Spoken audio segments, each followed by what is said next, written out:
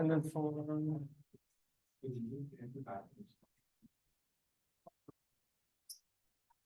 All right, close enough. Close enough.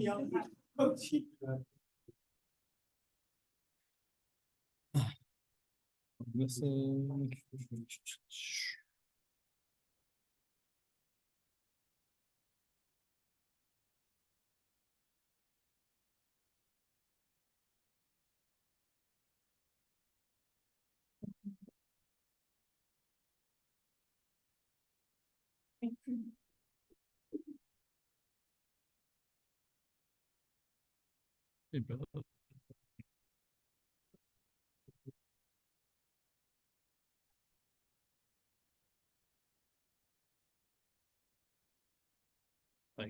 Like you should. Thank you.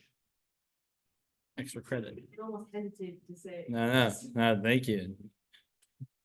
Good model for the rest of the people.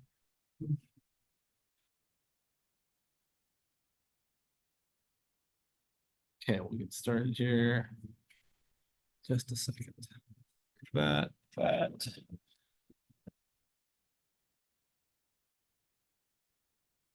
You. I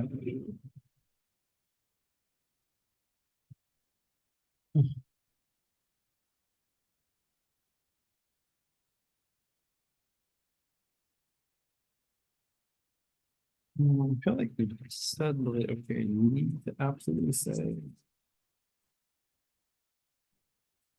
Yeah, we did that. Okay, sure. All right. Let's hit the ground running. Round running.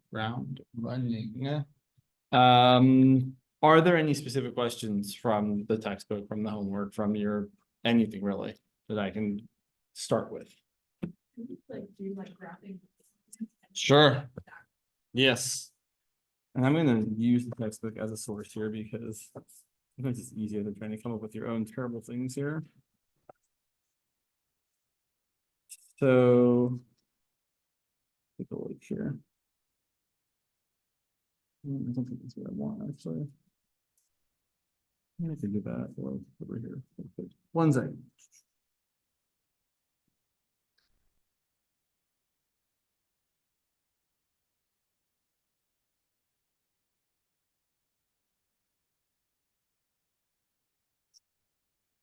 All right, let's go ahead. Yeah, it's kind of hard. All right. So I feel like I saw some questions like that on the homework, and I'm not seeing them currently. Let's see. Let me look a little bit. No, it's not that. It's not that. Oh. Okay, I think it's something like that. Sure. Problems 15 through 22 in section 10.1. Okay, sure. We'll look at something like that. You can see today is Sunday of the month, the 16th, I believe. Also written right here, literally in front of me. Let's look at. Yeah, that's a good point.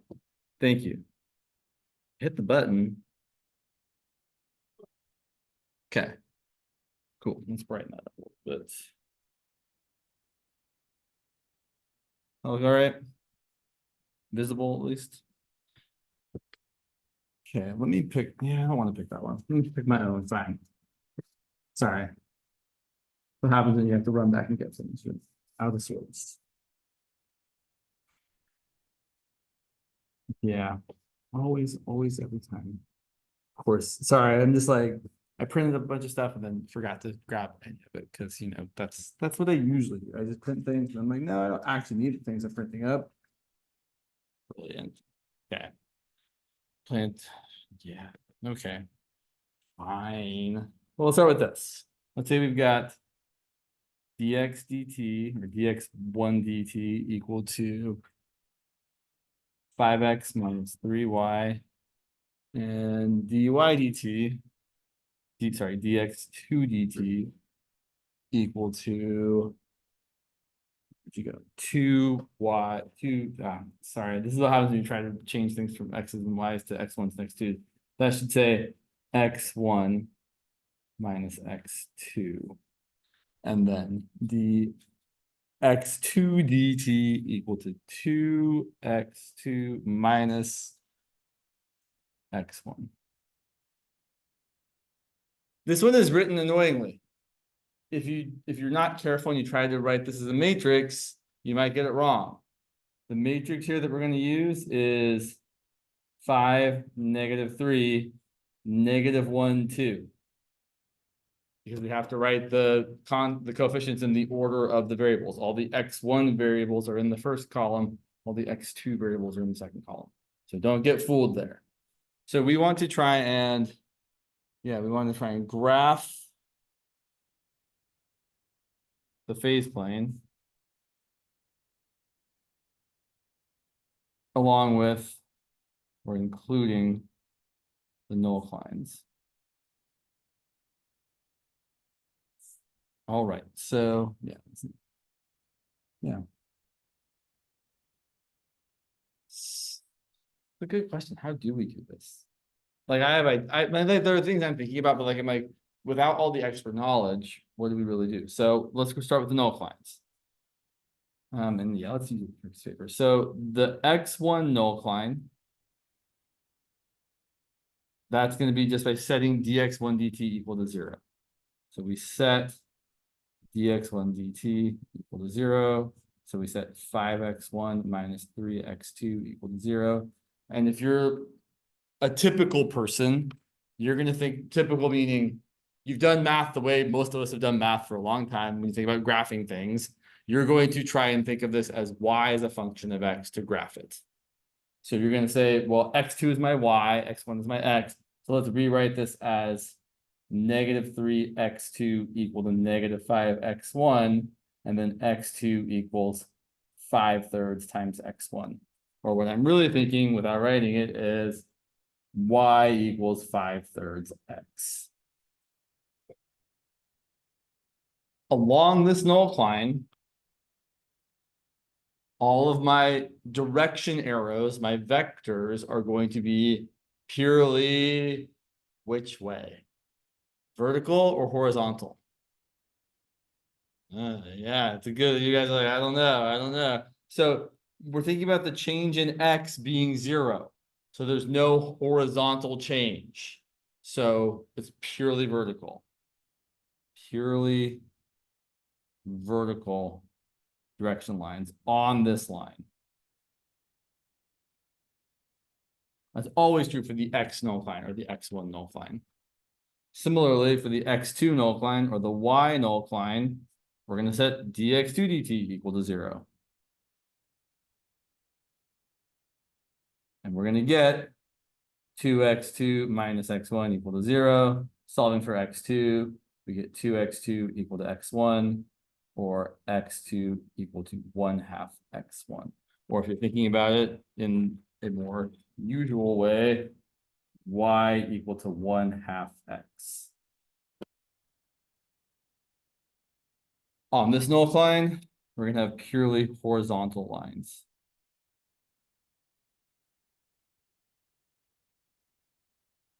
But yeah, I'm really like,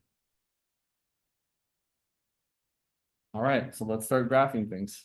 I'm trying to do this without graphing extra stuff because the instructions of this problem just say, these are problems 15 through 22, just say graph the system of differential equations, construct the phase plane, including the nullines.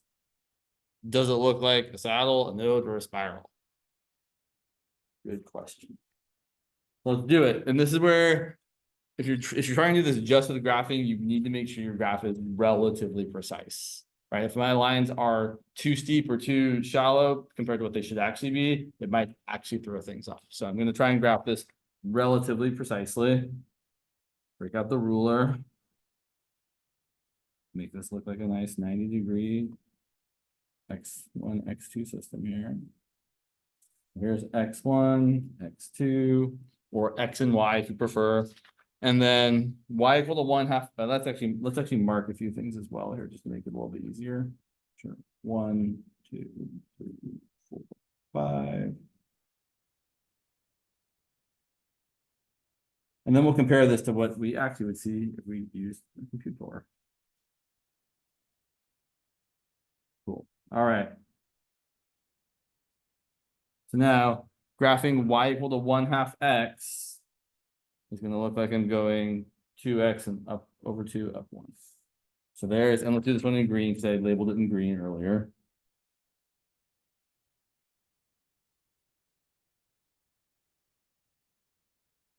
Cool. And this is my x2 null cline, which means things are going to be purely horizontal along it. And then from x1 null cline, it was y equals 5/3 x. I'm going to go, if x is 3, y is going to be 5. That right there.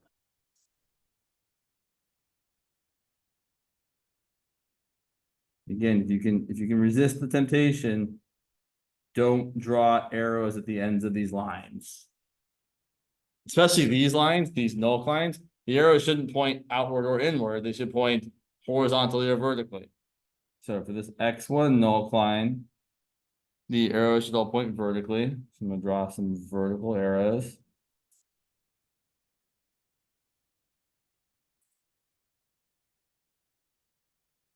And over here on my x2 null line, all my arrows should be horizontal.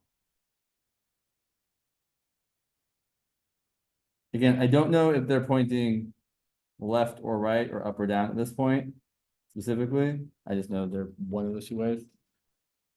Then I think what you kind of have to do is take your differential equations, dx1 dt equal to 5x1 minus 3x2, and dx2 dt equal to 2x2 minus x1, and maybe like plug in a point that's not on one of these null lines.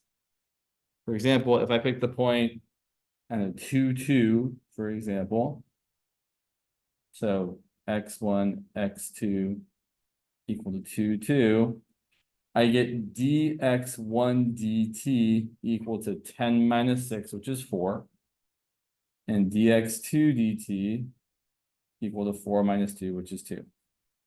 That vector is pointing right and up, twice as far right as it is up. Now, I'm not going to draw one that actually goes over 4 and up 2. That's way too big an arrow. I'm going to scale it down. So I'm just going to try and draw something that's going more right than up. Specifically, I'm going to try and really draw it in the right direction, the correct direction, meaning I'm going to try and be like, okay, if I started here and I went over 2 and up 1 and there's some kind of drawing along this line, we draw it like that.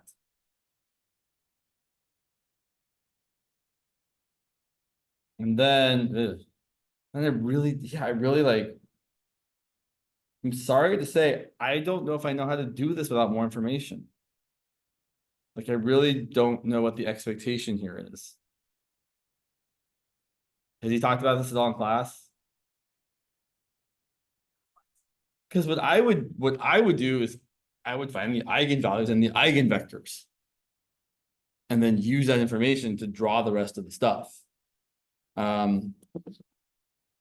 Yeah, because what I feel like should happen is this should then, I should either end up crossing this null line here or crossing this null line here, but it feels like I'm tending in that direction. Let's pick something that's up here. Let's pick something like the point 1, 2, which is just slightly above this line here. We start at 1, 2. So for 1, 2, my dx, this is where I should use the dot notation because it's easier to write. dx1 dt, if x is 1 and y is 2, is going to be 5 minus 6, which is -1. And dx2 dt is going to be 2 minus 2. Oh, no. Oh, good.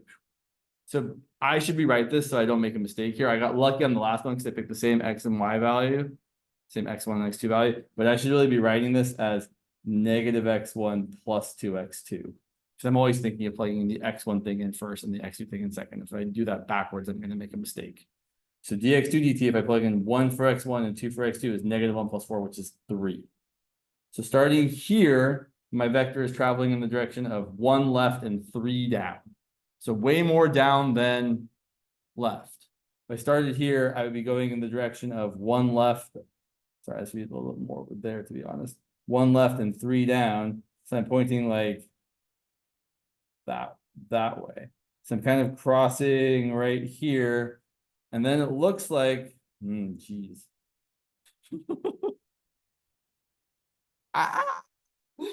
I don't know. I really don't know. Like I think what's gonna happen is it's gonna turn this way and do something crazy like cross there, but like I don't know. Could it do that? I suppose it could. And then go up like that, but that seems bonkers. The problem is I don't have the eigenlines. I need the eigenlines to really know what's happening. At least I do. So let's find it. Because oh yeah, Maggie. Did I make a mistake? Yeah, because I made a mistake. Thank you. So I should be going one left and three up. Ooh, that's a big difference. Good catch. Thank you. So if I go one left and three up, I'm not pointing that way. I'm pointing kind of like from here to that point there. So I should be pointing that way. That's a big difference. So to me, it looks like what happened is to get to that point, I kind of came from here like that. Think. But yeah, I feel like this is really hard to do without knowing the eigenvalues and the eigenvectors. I don't know why you wouldn't find that information. So let's find it. So if I take my matrix, 5, -3, 2, oh, and again, I need to be extra careful here, not 2, -1, -1, 2, and subtract lambda times the identity. That's going to be 5 minus lambda, -3, -1, 2 minus lambda. Find the determinant of that. The determinant of a minus lambda I is going to equal 5 minus lambda times 2 minus lambda minus -3 times -1. That's going to be lambda squared minus 2 lambda minus 5 lambda is minus 7 lambda plus 10 minus 3 does not bode well. So my eigenvalues are going to be, gosh, you're going to have to use the quadratic formula here. So eigenvalues are going to be -7 plus or minus the square root of 7 squared minus 4 times 1 times 7 all over 2. Definitely going to be real because 49 minus 28 is positive and the square root of a positive number is real. Oh, by the way, just to give a little more context on the real imaginary thing, I was talking with Sarah and she was saying she likes the word to use the word basic for numbers that are real and complex for numbers that are imaginary, so that we can kind of get away from thinking of imaginary things as not existing. Because imaginary things definitely exist, they're just not defined to be real numbers, which is a special math definition that uses a word that we shouldn't use. So when we think about imaginary numbers, we're going to say that they're not basic. And then real numbers are basic. They don't have the complex part. So here we definitely get something that is basic. We're getting 7 plus or minus the square root of 49 minus 28 is 21 or 2. So now let me ask you, are my eigenvalues both positive, both negative, or one of each?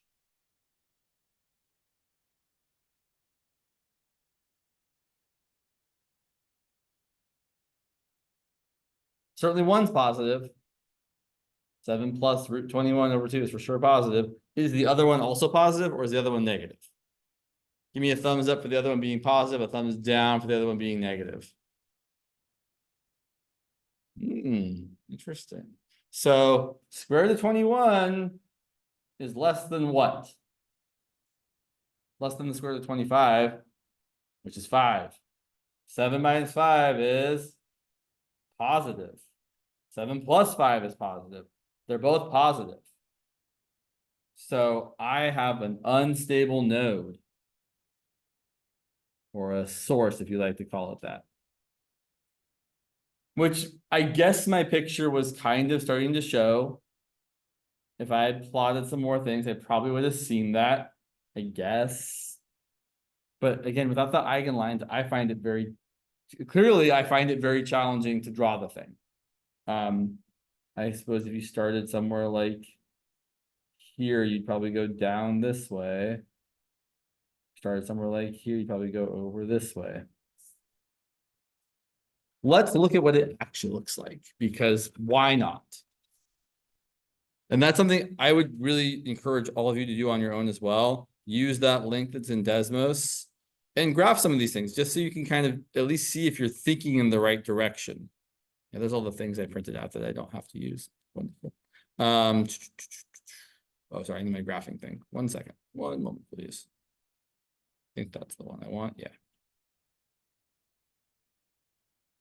So our differential equations, our system of differential equations, dx dt, x is our x1, is 5x minus 3y. And our dy dt is negative x1, so negative x plus 2y. Okay, close that. And then I would like to zoom out a little bit maybe. Yeah, I mean, I guess that's all right. So then you can start clicking on this thing and seeing, oh yeah, look, it's doing the kind of behavior that we might have been expecting. Maybe. I would like this to be. How do I make that? I'm trying to remember how to do the thing. No, I don't want the table. I want the, oh yeah, you have to click on this little gear thing here to give yourself different like dimensions here. So I mean, sure, I guess our graph was kind of getting there. Maybe. I mean, clearly, right, without this graph here, when I start doing things, I didn't know that I should be veering more that way. And again, I'm not sure how you know that without doing more than just finding the null lines. I wish I had a better answer. I really do. Like, I would like to know how you're supposed to do this, genuinely. So, sorry for the not very, like, useful feeling answer there. I think the real answer is you should find the eigenvalues at least. Maybe even the eigenvectors, although they're not going to be. Actually, yeah. Let's find the eigenvectors here because I would like to show you how we find them or how I would find them with not very nice eigenvalues like this. So let's do that for a second because I think it is actually worth the time. So most of the time you've seen me do this, I have always been partial to solving for the eigenvectors. And this is not the pen I want to use. It is not thick. There we go. So solving for the eigenvectors, usually I am doing the A times the vector equals lambda times the vector.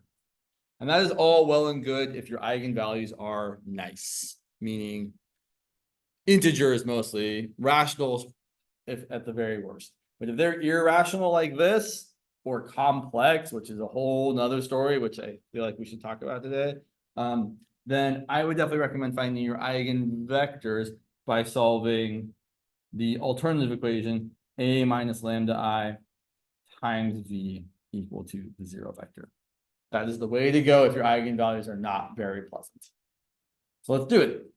So we're going to have A minus lambda I. We've already got A minus lambda I written right there. So let's just plug in one of the eigenvalues. Let's plug in the plus one.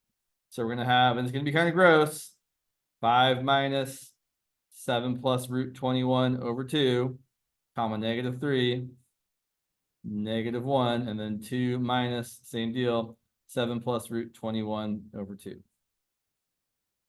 times our x1, x2 equal to 0, 0.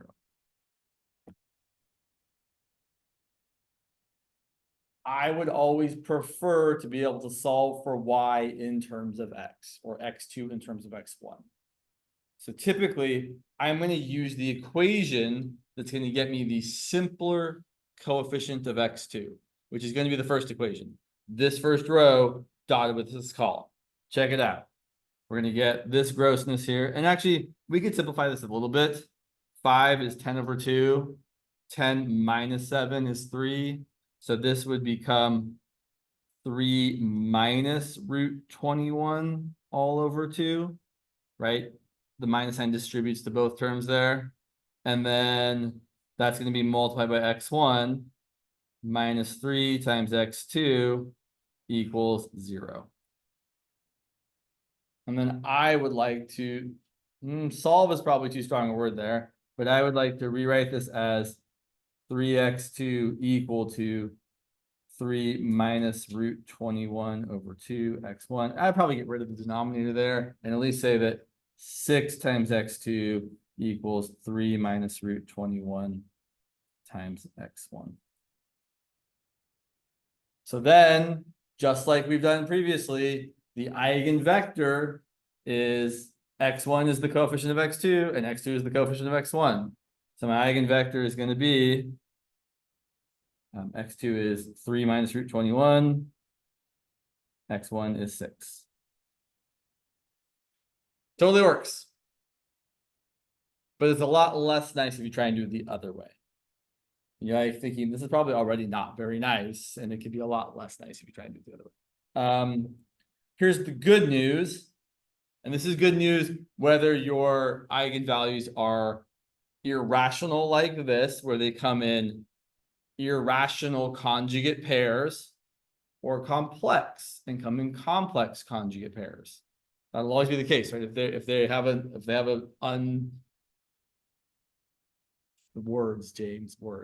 they have a square root that you can't make into an integer here, which is going to be true whether it's real or not real, right? If you have like something squared with negative here, you always get plus or minus whatever this thing is, and that's going to give you the conjugate pairs. And when that's the case, finding the second eigenvector is 0 amount of work.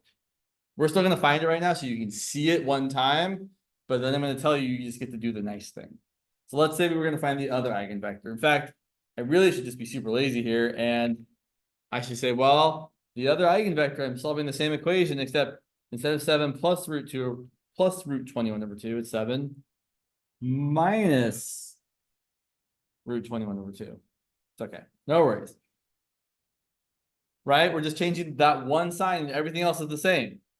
So that means when I go down here, the 5 minus 7, or the 10 over 2 minus 7 is still 3, but the 10 over 2 minus a minus root 21 becomes a plus root 21.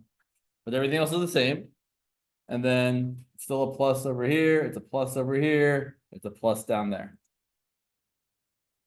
So my eigenvalues are lambda 1 equal to, sorry, I lost it here for a second.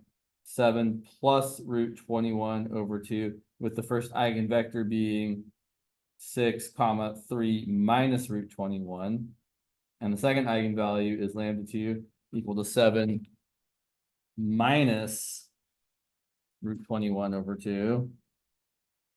And the second eigenvalue, second eigenvector is 6 over, and then comma 3 plus root 21. You're just changing the sign of the irrational part, and everything else stays the same. It's kind of great. So at least if these problems have terrible sucky numbers like this, you get to save on the work of finding the second eigenvector, because it's just going to be change the sign of the irrational part. Okay. Yeah. Trying to think of all the examples of it's like, okay. I really wanted to do, well, let me ask you all, actually, let me look here.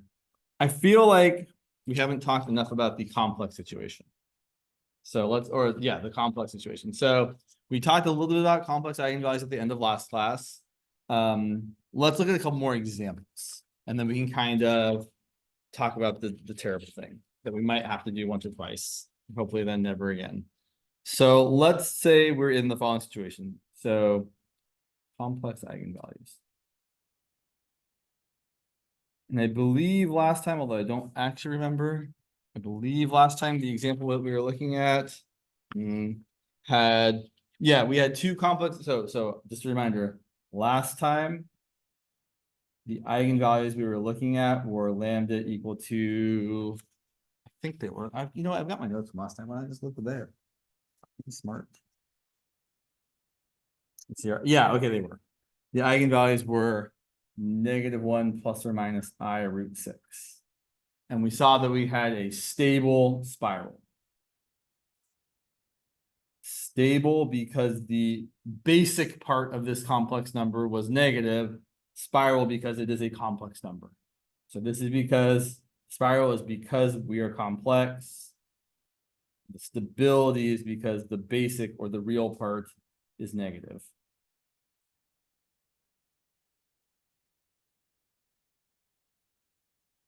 Okay, so let's look at a couple other very general examples.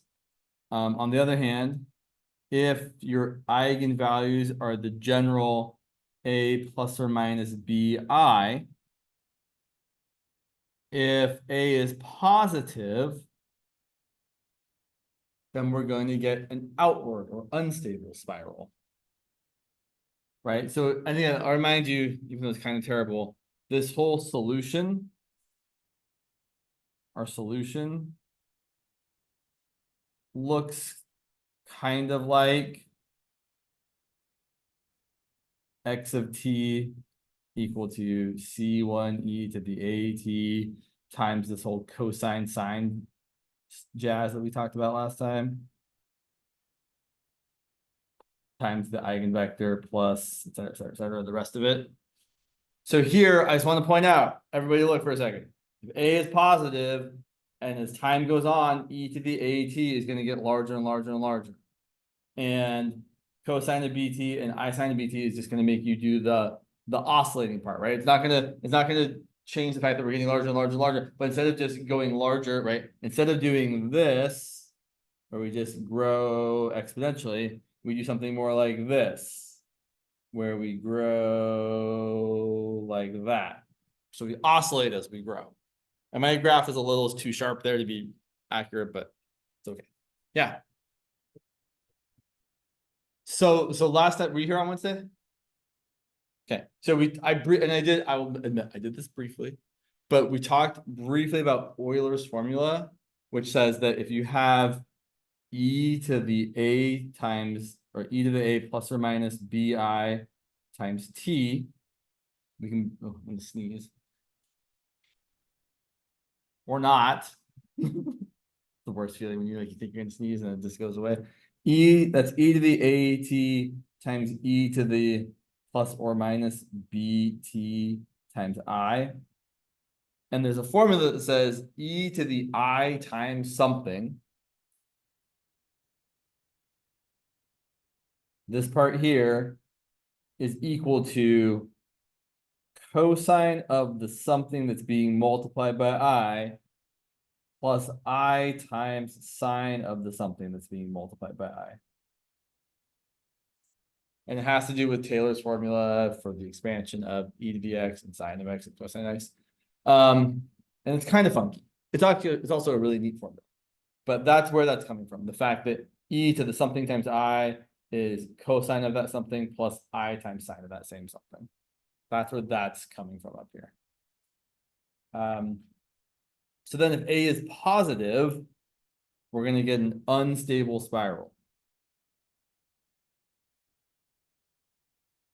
Because everything's going to grow as time goes on, right? This part is getting larger and larger and larger and larger and larger. And these two things are just kind of bouncing back and forth between 0 and -1 and 1, -1 and 1, so that you kind of get this, right? The y's are doing this thing, the x's are doing this thing, you're kind of going around and around and around and around and around.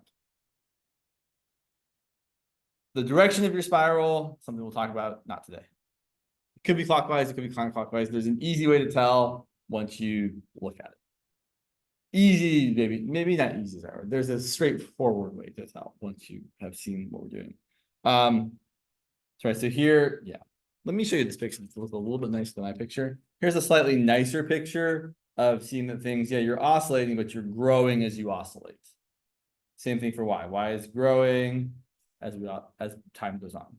Whereas if your A is negative, which we already kind of talked about, right? If the real part, the basic part is negative, then you're still going to oscillate because you still have this cosine sine deal going on. But e to the at, if A is negative, gets smaller and smaller and smaller. So we start oscillating, but we dampen. We go down, down, down. And then thirdly, if you have a equal to 0, you have a purely imaginary number or a purely complex number. You don't get any of that oscillating, or sorry, you don't get any of the growth, right? The e to the AT part, e to the 0 is just 1. Oh, sorry, you can't see the thing I'm pointing at so much here. Apologies. This part's going to be 0, so you're just getting cosine of bt plus I sine of bt, and that's just making you go around and around this kind of circular or elliptical shape, but you're never, right? You're never growing larger than this. You're never going, you just keep doing the same cyclical periodic thing that you would do if you're graphing cosine, you're graphing sine. So, yeah, sorry, I know I'm saying things kind of at a fast clip here because I want to get to some of the meat of this so that you can see it. Sometimes we are asked to find the actual eigenvectors and the general solution if they're complex. Now, let me ask you all, have there been homework problems where you've been asked to do this? Where you have to find the eigenvectors for a complex situation? You guys are like, maybe. I feel like one of us was doing it the other day. Let's take a look here real quick. I bet they're in section 10.2. Yeah. Yeah. Cool. Let's look at this terrible thing. So this is problem 23 from section 10.2. And I believe it's complex, as I wrote in my notes here in the book that it was complex. So we'll find out. So here's our matrix. 23, section 10.2. And where'd you go there? Our matrix is -1, 2, -3, -1.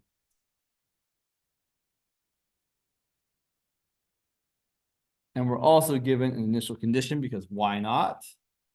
Our initial condition is that x of 0 is equal to the vector. Where'd you go? 2, 0. Let's solve the whole thing, which is going to be real terrible. We might not have enough time, to be honest, but we'll try to do our best here. So, whole thing, find the eigenvalues and eigenvectors. So, determinant of a minus lambda I. I feel like this is the one we did. And this might be the matrix that we did last class. That'd be really stupid if I was doing the same problem. Let me double check before I get too carried away here. It sure is. Exact same matrix I did. You try to pick a random one, and okay, well, that was great. Let's try something else. Fine. We'll just make something up that's probably gonna suck because I'm making it up. Let's be smart about this for a second. Sure. So let's say that A is, oh, I can make something really nice actually. Let's say it's, yeah. Sorry, I'm thinking it's gonna be, yeah, let's do 1, 1. And then we want to do 1, -4. I think that'll work out. Let's take a look and see. So the determinant of a minus lambda I. Yeah, that's going to work out nicely, I think. We're going to get 1 minus lambda times 1 minus lambda, or 1 minus lambda squared, minus 1 times -4 equal to 0. And yeah, so I'm not going to multiply this out because I designed it so it would work out nicely. So I've got 1 minus lambda squared plus 4 equal to 0, or equal to -4. So then solving here, take the square root of both sides. I get 1 minus lambda equal to plus or minus the square root of -4. So 1 minus lambda equals plus or minus, the square root of 4 is 2, so the square root of -4 is 2i. And then solving for lambda, lambda is going to equal 1. You could say minus plus, but it doesn't really matter at this point. 1 plus or minus 2i. You could also multiply this out and solve it that way and use the quadratic formula. But if you see that you've got something squared like this, you have something with lambda squared plus a number, you know it's going to be complex, and so you can kind of do this fancier thing here. Really, I'm just trying to save time, and then I'm not saving time because I'm just explaining anyway. All right, so then we're going to find the eigenvectors, and what's going to be cool here is the same idea applies for the eigenvectors. in that, wait, hold on, James. I have to be super careful because this process always is like kind of gross. So let's go ahead and I have to remember how we find that. Oh yeah, no, yeah. Eigenvectors not terrible. It's the solution that's terrible. Sorry. So eigenvectors are the usual kind of process, just a little more sucky because our eigenvalues are not super nice. So we are gonna do it the same way we did the other one that was with the irrational number, right? We're gonna solve A minus lambda I times the eigenvector we're trying to find equal to 0. So we're gonna say that I will say when you're doing this, I'm always gonna look back at the thing I wrote down that was A minus lambda I and just think about plugging in my eigenvalue there. So I'm gonna be like, okay, yeah. 1 minus 1 plus 2i, and this is for lambda equal to 1 plus 2i, and then 1, and then minus 4, and then 1 minus 1 plus 2i, times the eigenvector I'm looking for should be equal to 0, 0. So here, I might simplify this as the 1 minus 1, so negative 2i, 1, and here I've got negative 4, and then 1 minus 1 is 0, negative 2i, times x1, x2 equal to 0, 0. Either equation should work. I'm usually going to try to pick the one that has the simpler coefficient for x2, which is usually the first equation. So that means I'm going to have negative 2i times x1 plus x2 equal to 0, or x2 equal to 2i x1. So my eigenvector here, v1, is going to be x1 is 1, x2 is 2i times 1.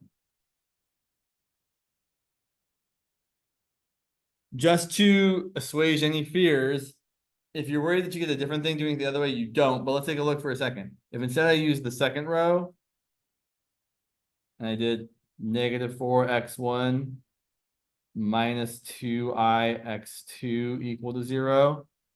And now I'm going to solve for x1 because it's easier.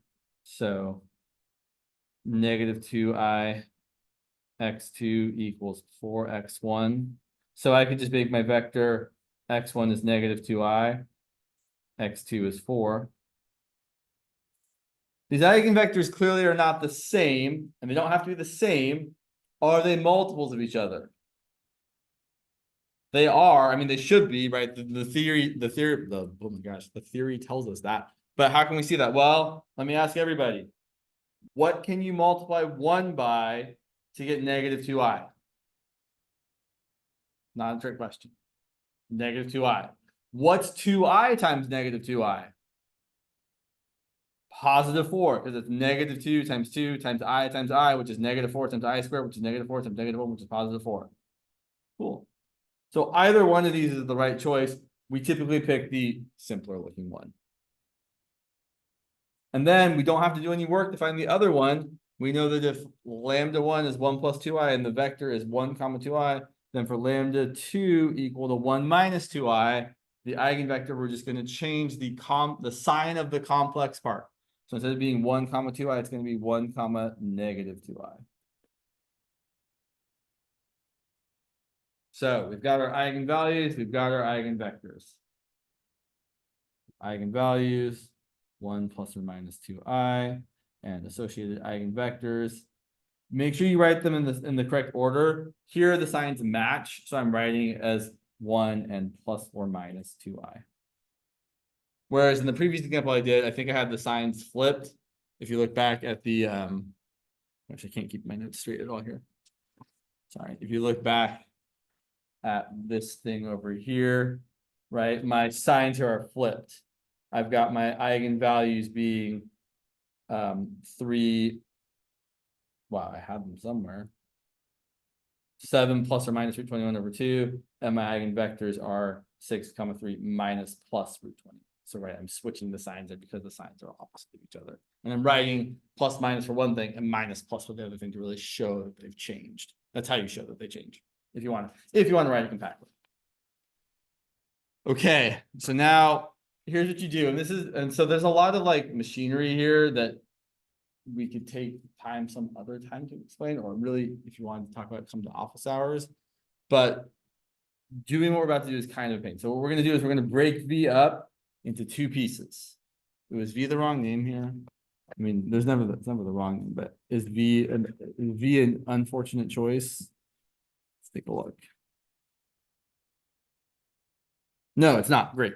So we're going to break V up into the real part, or the basic part, plus or minus the imaginary part. There we go. Got my real part plus or minus I times the imaginary part. And then the rest of this is really kind of not fun. There's a whole section in your textbook on page 647, 648 that explains how this all works that would take too long to say in 2 minutes. Let me show you the kind of result that we're going to get. And again, I don't think you'll have to do this very often. Nobody really asks this kind of question on a test, but that said, we still should at least talk about it briefly here. So here's the idea. We're going to say that, yeah, here's how it's going to work. So normally we would say our solution would be x of t equal to c1 e to the 1 plus 2i times t times the first eigenvector plus c2 e to the 1 minus 2i times t times the second eigenvector. And then there's a whole bunch of like work to do, right? Because this e to the thing here really becomes that like, this is really, this part here is really the e to the t times e to the 2it, which then becomes e to the t times the cosine of 2t plus I sine of 2t. I mean, you can actually do it. It's just kind of terrible. And same deal here. You can do the same sort of thing here. But what it kind of amounts to is you can be given a formula essentially. And the formula says this. It says that we are going to end up getting with work, and I know it's 2 o'clock, so I'll wrap it up here. The x of t is equal to, and this is formula 13 in your textbook, k1 e to the at times, oh, and we're calling this u, by the way, and this w, sorry, times u cosine of bt plus w sine, sorry, minus, oh my God, minus w sine of bt. And then the same sort of deal, you've got a k2, yeah, e to the at, same thing, except now it's going to be w cosine of bt plus u sine of bt, which I know is really awful. No one should memorize this formula. Don't memorize, don't even think about trying to memorize. It's terrible. It's really awful. But then what you could do is you could plug in what you've got. So our u is this, our w is this, our a is 1, our b is 2. So let me throw that all into this thing and we get that x of t is equal to k1 e to the t times u, which is the vector 1, 0, times cosine of 2t minus w, which is the vector 0, 2, times sine of 2t plus k2 e to the t times w, which is 0, 2, times cosine of 2t, plus 1, 0 times sine of 2t. And then you could combine all the parts to make it look less terrible than this. Right? If you look at the top row, you've got k1 e to the t times cosine of 2t. Nothing there, nothing there. And here you've got k2 e to the t sine of 2t. This one's kind of nicer than usual. In the bottom row, you've got K1 e to the t times negative 2 sine of 2t. And then after this, I'll be done, I promise. Sorry, I know it's real small down there. And then finally, K2 e to the t times 2 cosine of 2t.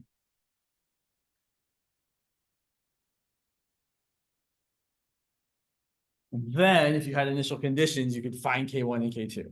The point of this formula is that it's supposedly easier, I might disagree, than doing it the long way, but also you're I will point out, this formula has gotten rid of the imaginary part, right? We started off with some i's here.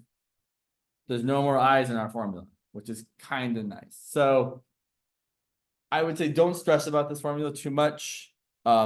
If there are problems where you are asked to find the general solution and your eigenvalues are complex, this is the expectation.